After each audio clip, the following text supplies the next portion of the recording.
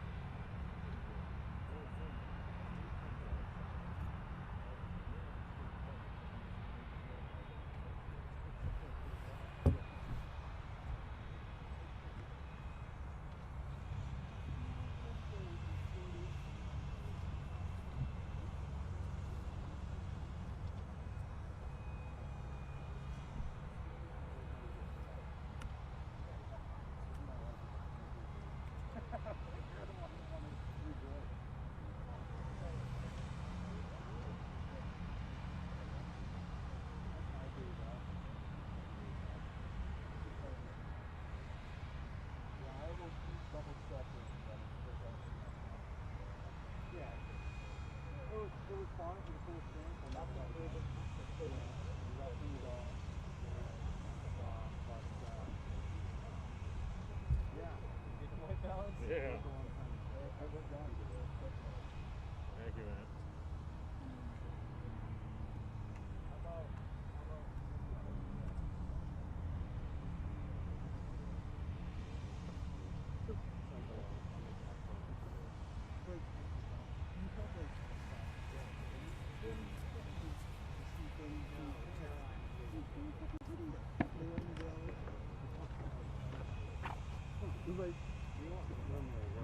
What?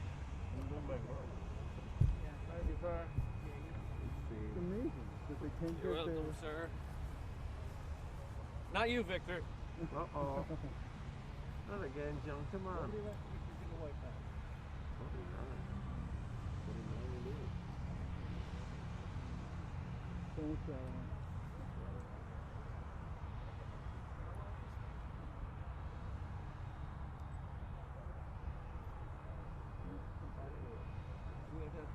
Battery powered. What?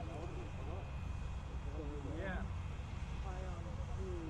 When I put my last in, it went from 5.5 hours to 3 hours. Yeah. So I just broke out a small battery. But if I was gonna just be running around, yeah, I haven't had that. This is 500 bucks a day.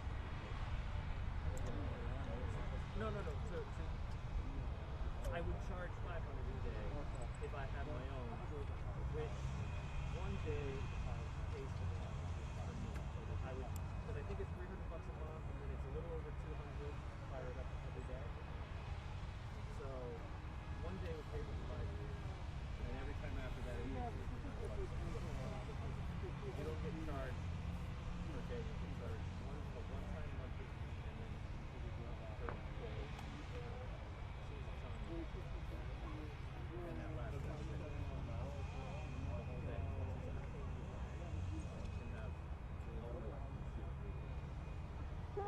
This is what David Williams was saying.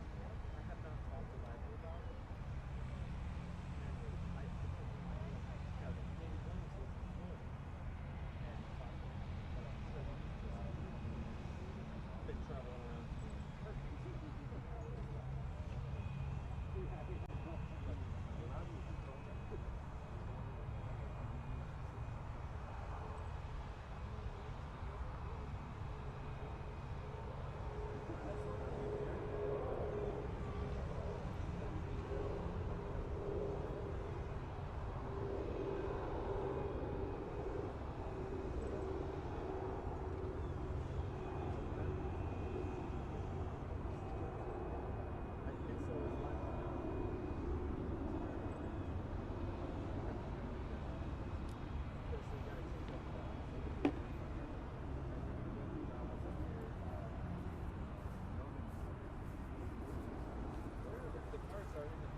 They're actually in the cars.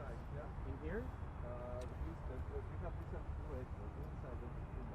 Oh, so there's 4. Yeah, we support for the 606. So the 600 we open, yeah, like cylinders, not couple 4 cylinders. The most by me, they have a Lexus, 6-cylinder, you know. But yeah, we took these sides and then it's like we have to take them, but then like sometimes, like that. And you've done that? Yeah. Yeah, we usually dabble. So there's been like, since we don't have because we went via London and London we just farther afterwards. We were still talking about it. Davos? Yeah, that's good. And I went by myself to ski and like we all fucking go, all morning. We're supposed to be doing like a big thing and then back to 2 hours out. Sure. But I'm about Barca and Pasadena. You want to go ski? I'm not very good at this. I would have been skiing with you. The best time of my life, and my mistake is that, like, both of the people were on the, like a stupid ride, we got this different pleasure. But I felt something like it. It was like, my age. When I was there, then it's like, I did. I don't know how you feel before then. I mean, I love oh my god. Yeah, so I'm a snowboarder, and so I have to be selective about which trails I go down. If there's too many moguls, it's not even fun. There was no more stuff, like in mountain, what I do, if I see that, I usually just sit on my butt and say, I'm just going to slide down on my ass. I did a lot of that. Even if you're good at the moves, it's just not fun. There's Like nothing. you have so much work you have to do. Right, and your thighs are burning, I gotta sit and stop. But, it's not good. I mean, so we go to Utah, some of those mountains have those. We did a hiking. Yeah, right in Salt Lake, and then It's only a half hour. yeah, and there's this place, and I forgot the name of the area, but it's right in the middle of the bowl. We rent these houses. They're basically ski houses. Not Park City. No, it's like an hour from everything. Oh, okay. Yeah. It's solitude. Yeah, it's closer to Solitude. And so, and then we'd get up early, the five guys or so. We'd, cook a big breakfast and then pack up the car, and it was a shitty drive, but once you're there, man, I mean, best mountains in the country. And we would there was one that was awesome. We got on a snowpack, and it took us up to this ridge. We hiked all the way up the ridge. And that was, I mean, traveling to get there was more than a bit than actually going down the trail. The trails are easy. Yeah, they do. But this particular one on the backside of the mountain, it was like experts only, right? You're on bridge. Right. You die or break anything. It was fun. We had a really good time. When Sebastian takes a horse, Safe rallying. People on the street do not rally to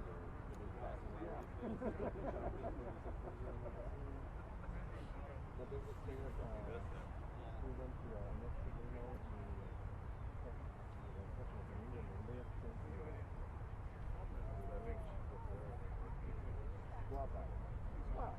Yeah.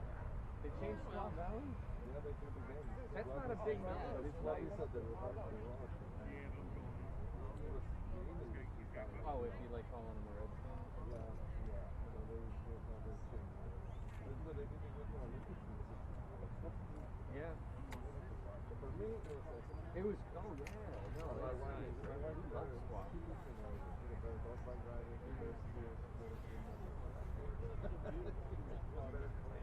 Thank you. There's a compliment in there somewhere. Everything's so dreamy and high quality flat.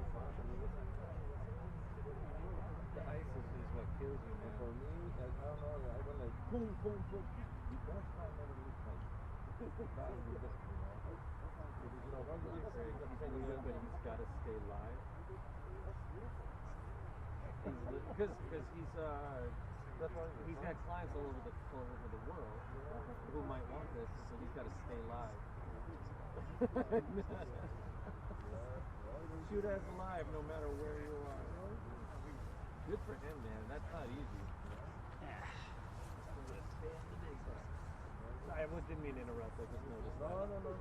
It's not to the place. When we did a small one in some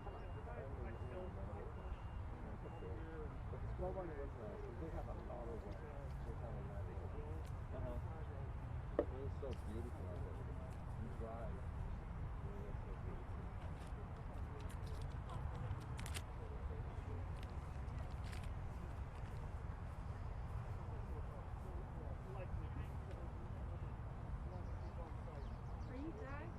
No, Doug is with the blazer. Right here with the flag ticket. Yeah. Oh yes.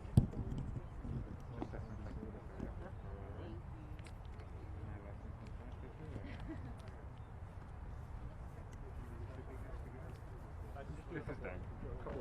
Hi, Doug. Good to see you. Hey, how are you? And just while you're up there, just some podium mic checks. Yeah. He's going to talk a little bit to do some podium mic checks, and then I'm going to give the... Doing a podium check. 1, 2, 3, 4, 5, 6, 7, 8, 9, 10. Podium check.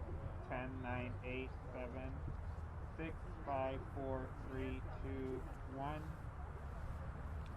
You good? Can you guys hear me? Are we good to go?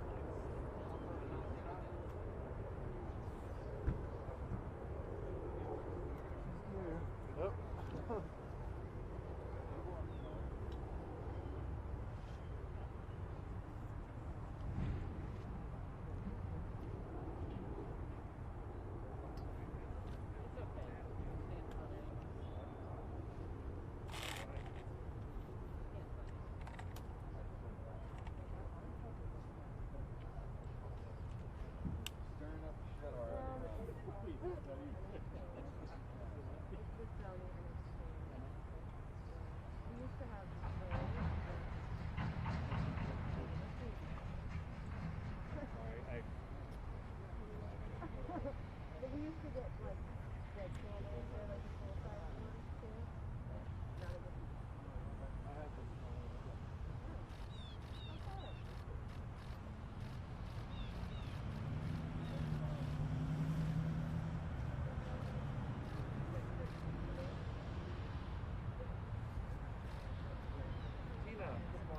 Nancy's here.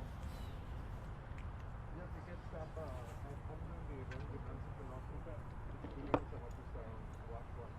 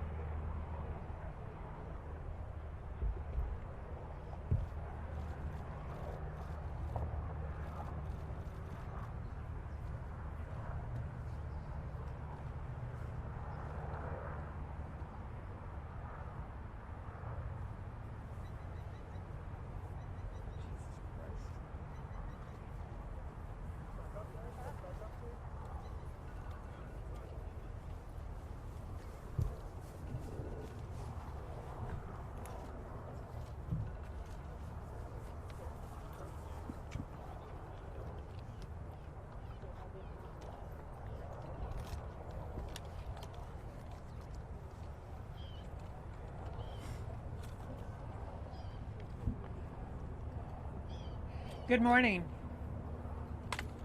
I'm Sister Simone Campbell. I'm the Executive Director of Network Lobby for Catholic Social Justice and leader of Nuns on the Bus. I'm honored, I'm humbled to stand here today at this memorial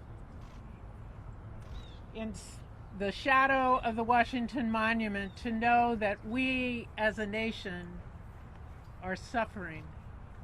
We as a nation are mourning. We as a nation are dying as we experience the loss of so many of our people. Each flag here represents 1,000 who have died from COVID-19. I've been informed that sometime today the most trusted count up at the Johns Hopkins University will turn to 200,000 people who have died. It's almost incomprehensible, the level of anguish. To me, it is also incomprehensible that we have no national plan, no national help for our people, no national approach to coordination of testing and treatment. It's shocking that our people die uncared for. And so we come out here this morning to lift up the fact that a sun does rise, and it is possible that there can be a new day. I want to remember specifically some of the Catholic sisters that have died from COVID-19, partially because some of whom were caring for COVID patients, some of whom were just going about their everyday lives. But you've heard the stories of sisters up in Livonia, Michigan, who lost 12 of their sisters in a 2-week period. The Benedictine sisters in Chicago, who 3 of their sisters have died, and they're a small monastery. The sisters in California who have died, my home state, some of whom I've known and cared about deeply. But this personalization of the loss, I find even hard to carry to this moment when I see all these flags. I know what we are called to as a nation is in a time of solidarity, a time of coming together, a time of responding to the needs of our people. The living need our help. The living need our care. The living need testing. The living need support. The unemployed need protection going forward. They need some money with our economy still so closed down. And I know that many want to talk about how great the stock market is, but it makes me want to weep, because what it does is it leaves out 60% of our nation who has no interest in the stock market. We the people are better than this. So I bring my sorrow, I bring my sadness, and I bring my commitment to ensure that rather than playing politics, let's care for our people. Let us enact some legislation that really makes a difference. The HEROES Act is a good step. I'm not wedded to that, but I'm wedded to helping our people. The families of all of these people who have died need a response. And we, in prayer, support, and care, and action, can make that difference. And now I am honored to introduce Rabbi Jason Kimmelman Block of Bend the Ark Foundation. Rabbi Block.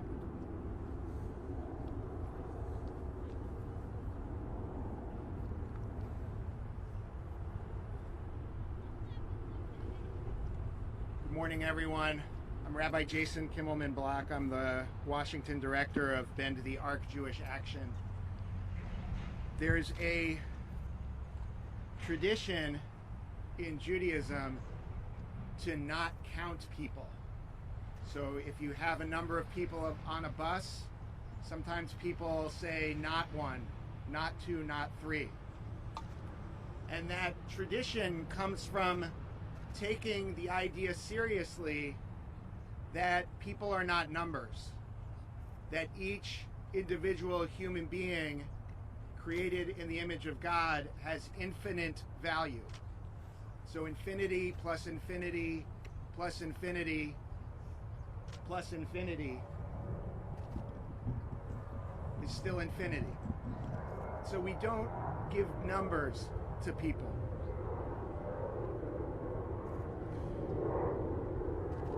But at the same time, we must recognize the enormity of what we have faced and what we continue to face as a country.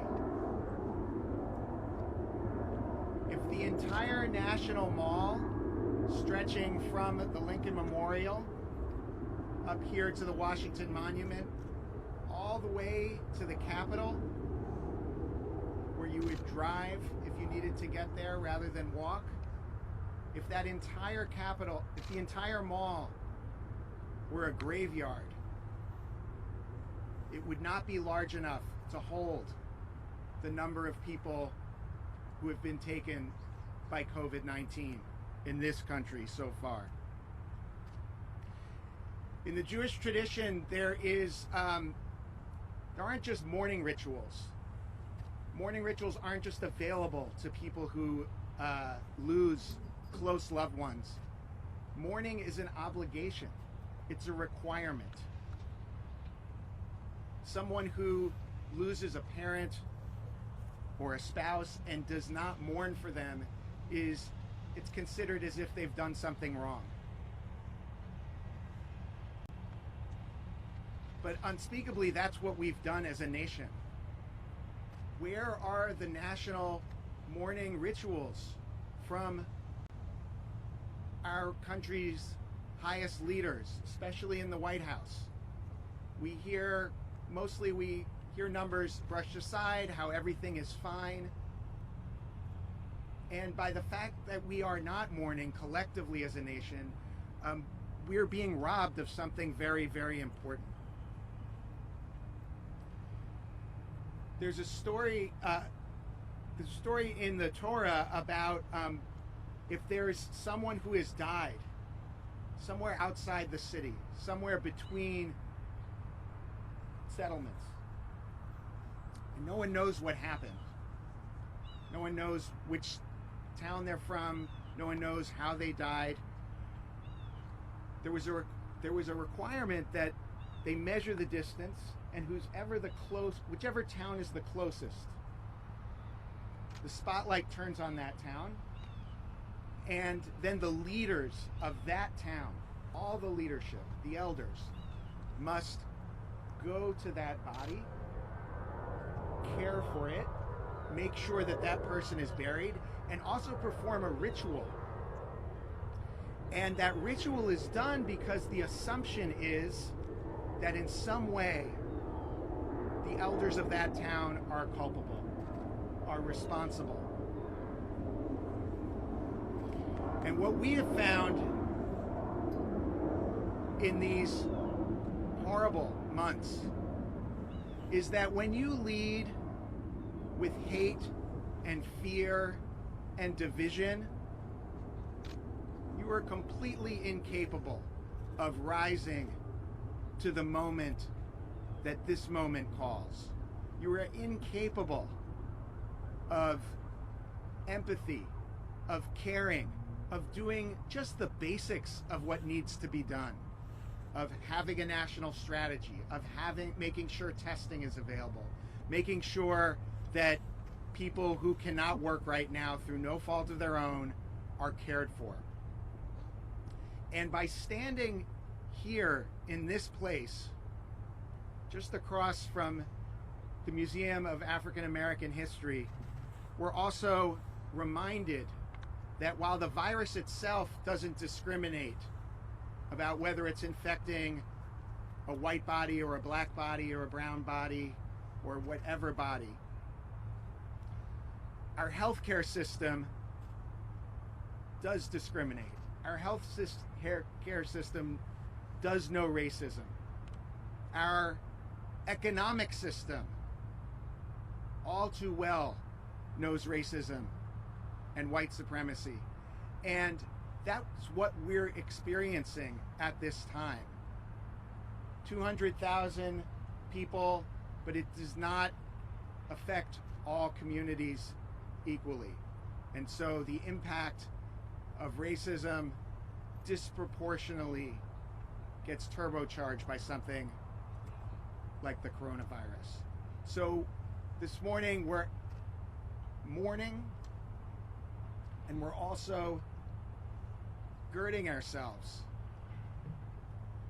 to make a commitment that we as a society and we as a country can mourn together, can pull together and overcome this moment, given the right leadership. Now it's my honor to introduce Speaker Pelosi. Thank you very much, Rabbi, for the opportunity to be with you this morning, and also for your very inspiring words. It's a very sad occasion for our country. When I say occasion, I mean all-embracing time frame. To be here with Sister Simone, whom we've been with over and over again, whether it's nuns on the bus for healthcare, fairness in our economy, any subject that you can name, and she will be at it again tomorrow morning, I know. We'll be with her virtually. Today, though, actually. So I'm here on behalf of my colleagues, and I'm pleased to be joined by Congressman Sean Casten of Illinois, a person who cares about the American people, but also sees solutions through science, that lives could be saved, could have been saved, but we must protect others. So I thank you. I thank you for, in some ways, giving some perspective on the number of lives that have been lost, multiplied again and again. And these flags are indicative not only of the lives lost, but of the families left behind and suffering. We all had a terrible loss with the loss of the notorious Justice Ruth Bader Ginsburg. Friday night, it came as a shock. It came as a shock, and we all felt as if we had a death in the family. I want all of these families to know that we feel the same about them. Even though we did not know them all, as Sister Simone knew the nuns who sacrificed their lives to help save lives and then lost their lives. Some people are doing that now and may lose their jobs if we don't address their needs. But this was preventable. Not all of it, but much of it. And what could be lost in the future is preventable too, if we embrace science. Science instead of politics at the Center for Disease Control. Great scientists there, demoralized by the political overturning of recommendations to save lives. Great scientists at the Food and Drug Administration, hopefully not demoralized as they go forward with the vaccine, but on the verge of some of that because of political decisions as well. HHS. What is going on here? We're talking about lives. Now, listening to the religious presentations of Sister Simone and the rabbi, I was thinking as I looked at all of these flags, these lives lost, representative of so many more. The rabbi said we're all God's children, and indeed we are. When Christ came down from heaven, Rabbi, this is in our tradition, Sister Simone and I, when Christ came down in heaven and became man, his participation in our humanity enabled us to participate in his divinity. So think of all of these flags as a spark of divinity, lost to their families and to all of us, our sense of community. This is a tragedy. We are told that to minister to the needs of God's creation is an act of worship. To ignore those needs is to dishonor the God who made us. So we are here to honor the God who made us by honoring his children, all God's children, with a pledge that we, Rabbi, will join you in bending the ark. Bending the ark. Dr. King spoke of that. You are living that. It has to be. That ark of justice, that ark has to bend toward justice, as Dr. King instructed us. It's just incomprehensible, the situation that we find ourselves in. And getting back to Sister Simone's comments about not having a plan, we do have a plan. It's a comprehensive plan about testing, tracing, treating, spatial distancing, wearing masks, sanitation. It's based on science, not politics, and it has been ignored by some of the powers that be. But if we embrace it, we can save lives. We can prevent this from happening to so many families. Just look at the lives lost and multiply it, not just by the number, but by the family and the sense of community, the loss to our country. So again, everything is about time. The time we can see ahead, if we're visionaries about what could be done. The time that is lost because we haven't done something, and the time we should take to go forward. So I will go to time in Ecclesiastes. There is an appointed time for everything, and a time for every affair under the heavens. A time to give birth and a time to die. A time to plant and a time to uproot the plant. A time to kill and a time to heal. A time to tear down and a time to build. A time to weep and a time to laugh. A time to mourn and a time to dance. A time to scatter stones and a time to gather them. A time to embrace and a time to be far from embraces. That's where we are now. A time to seek and a time to lose. A time to keep and a time to cast away. A time to rend and a time to sow. A time to be silent and a time to speak out. A time to love, a time of war, and a time of peace. So here we are at a time to heal. A time to heal. Our message to the families who have lost their loved ones, their spouses, their parents, their siblings, their children, their dear friends in their communities. Some of them without even the opportunity to say goodbye. No time to embrace because of this virus. It is a time for us to crush the virus, not crush the Affordable Care Act. It's a time for us to vote health, not ignore the needs of the American people. So thank you, Sister Simone, for always being there, to being our leader and honoring our responsibilities. Thank you, Rabbi, for your leadership and your beautiful words about all of this. And again, as we value the life of Ruth Bader Ginsburg, I know she would want us to value the lives of every single person, times many more, represented by these flags.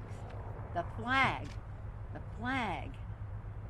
that we pledge every day in our service, and every office that anyone is sworn, a pledge for liberty and justice for all. Let us bend the arc toward justice. Thank you. I would like to invite my colleague, Congressman Caston, to say a few words. Thank you. You're very kind, and it's a hard act to follow the speaker. You know, I would just comment that I was thinking about the rabbi's remarks that this is not about numbers, and yet it is. You know, we're here because of the numbers. We're here at the end of a mall where on the other side you can walk down there and read Lincoln's address that we can do nothing to consecrate this ground more than the lives who've been lost. But for every 1,000 here, there's more than 1,000 sisters and brothers, sons and daughters, fathers and mothers. In some ways, this feels like the least we can do. But I thank you, Rabbi, I thank you, Sister, for doing this, and for reminding us all that the cost of making science political is all of these flags. And if we're going to make science partisan, then let's stand up and be as partisan as we can so this never happens again. Thank you.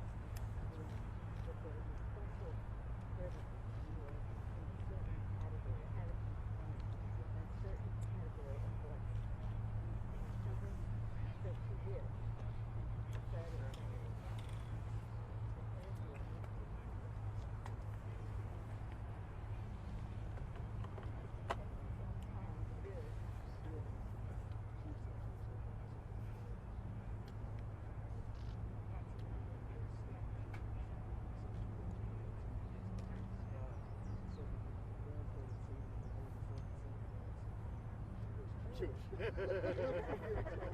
She was like really Jewish. Sure, she liked that song. A nice moment of humanity. Yes, exactly. Thank you. Thank you.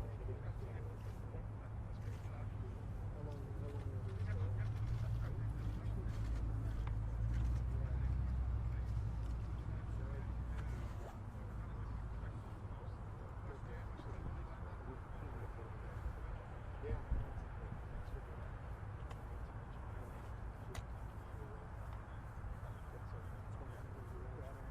sometimes you run at these events, but you realize something all of a sudden you don't just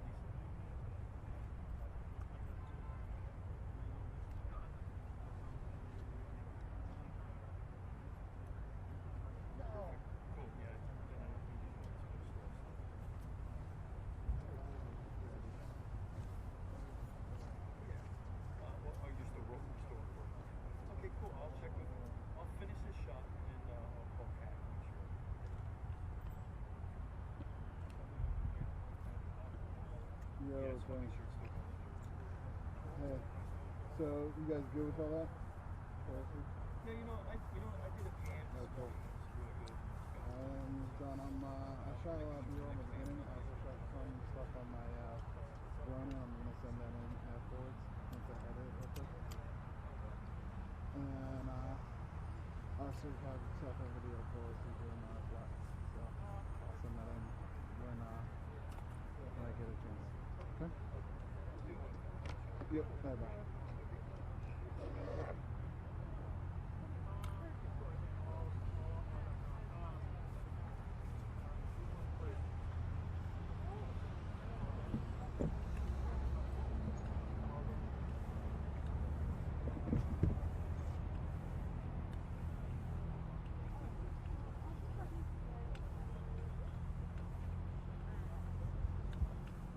guys still live? Reuters is. I don't see podium. So. All right, cool. Totally good. Thank you.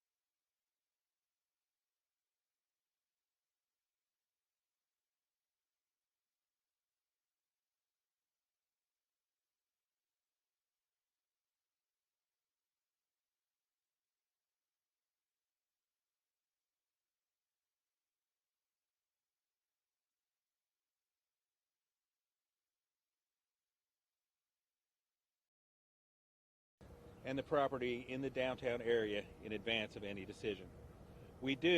I do understand that the actions we took this morning may have caused frustration and inconvenience for many in our community. We also understand that we were not able to give out the amount of notice we normally would like, but we felt these actions were necessary to protect the public.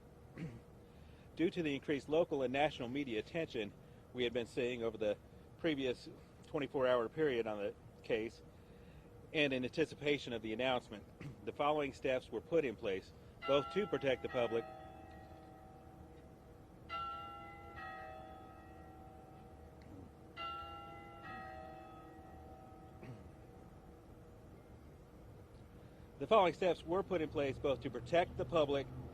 and to facilitate First Amendment activities.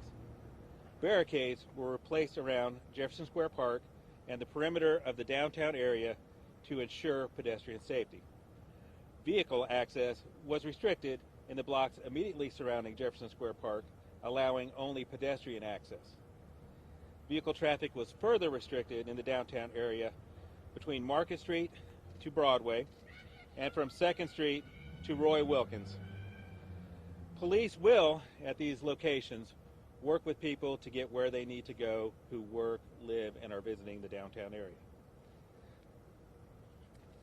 Surface parking on the streets from Market Street to Broadway and 2nd to Roy Wilkins is also limited, and we request that any persons who have a vehicle parked in these areas take steps to immediately remove that vehicle. There will also later on be limited access to the parking garages in the area, again, to help ensure public safety. This is no means intended to be a lockdown of the downtown area. The public can still enter and exit the downtown area in the following ways. They can get into the downtown area by going to 2nd and Jefferson, Roy Wilkins and Chestnut, 8th and Market, and 7th and Broadway. They can also exit the downtown area by going to Roy Wilkins and Jefferson, 2nd and Chestnut, 3rd and Market, and 4th and Broadway. We have also received some inquiries about a state of emergency I declared yesterday for the Louisville Metro Police Department. That state of emergency is specific to the Louisville Metro Police Department and allows us to take the steps we need to take to ensure we have adequate staffing for whatever the situation we encounter may be. This is separate from a separate state of emergency declared by Mayor Fisher that allowed some of the activities you're seeing to take place. Again, I understand that this has caused inconvenience for many of the public, and we just ask that people bear with us as we go through these unprecedented times, the many unknowns, both unknowns to the police and to the public, on what will transpire. Thank you.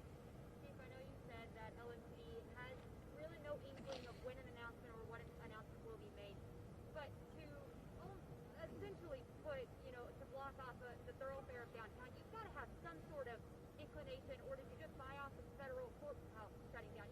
What caused it today? There's a lot of indicators you see. I mean, there's been rumors swirling around for quite a while that something's going to happen.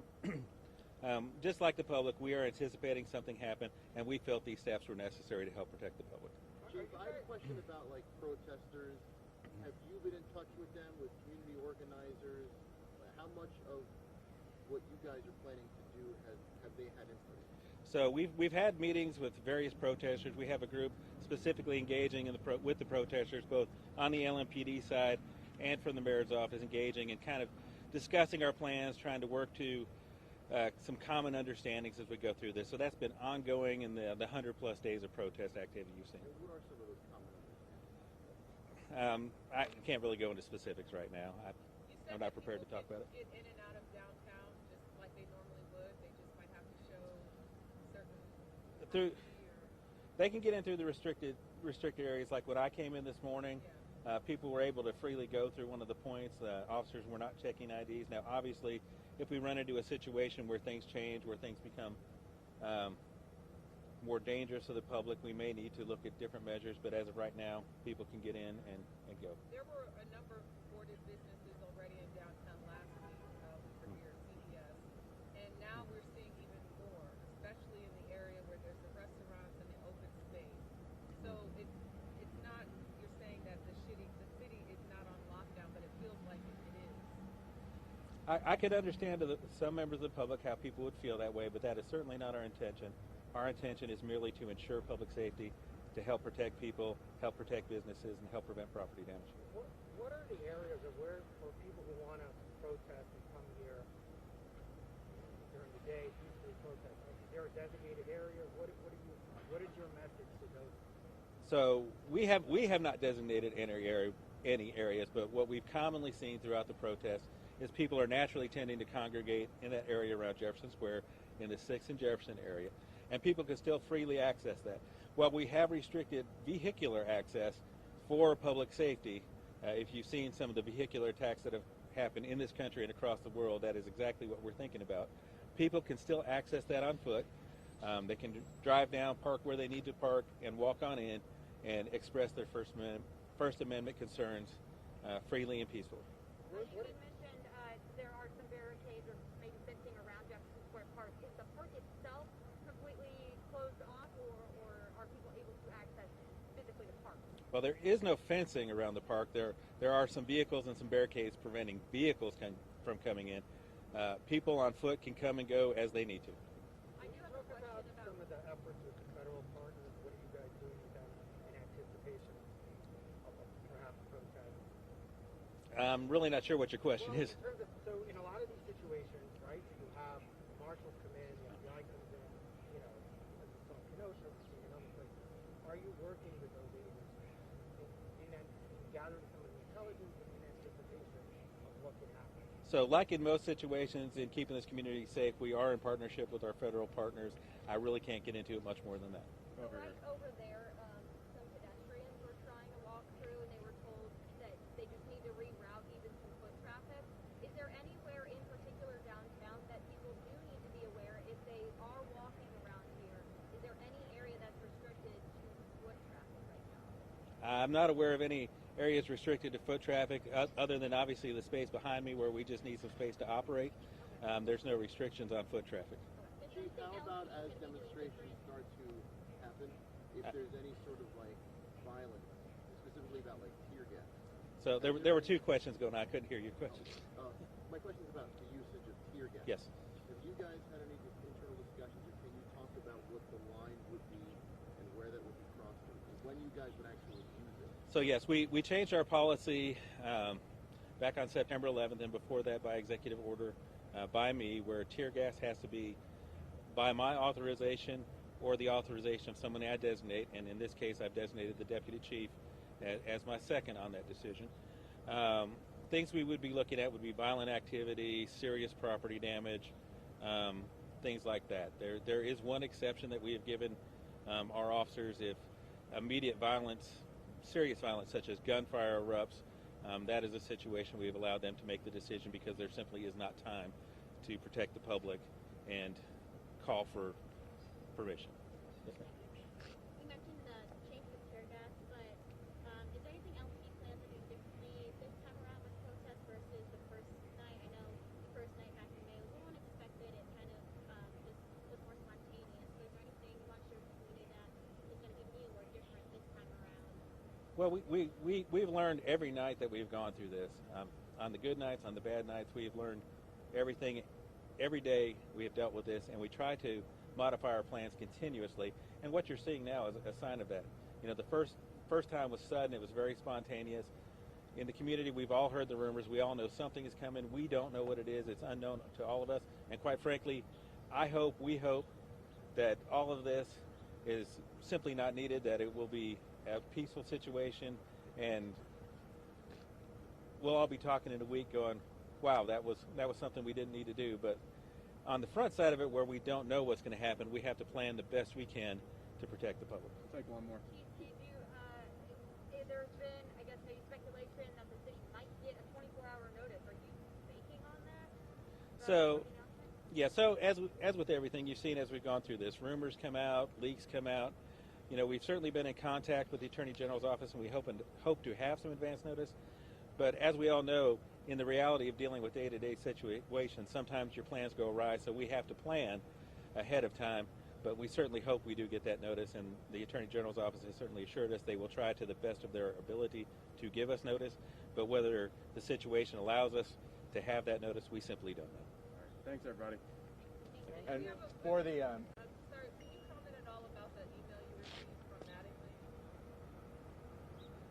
So I think it's a little premature to talk about that. It's something developing, so we'll have something out later. For the local, look, we're done. For the local media that did not get the notice on this, that was my error. The millions of out-of-town folk got the notice, and neglected to include the local folks. So from here on forward, that won't happen. And we'll try to do as many of these as we can in person, as rather than the virtual one. It's just a little more personal. I'm sorry, is it possible to hear comments at the mic saying what you said? I mean, this is a gentleman who was part of Breonna Taylor's. We'll give him the same comment that he just did a second ago, and then, Sure. then you just repeat what you said. So my question to you is your response to Mattingly sending an email 2 o'clock this morning calling protesters thugs and whatnot. Right, that's a situation that's currently developing. It's simply too premature at this time to talk about it. Thanks, everybody.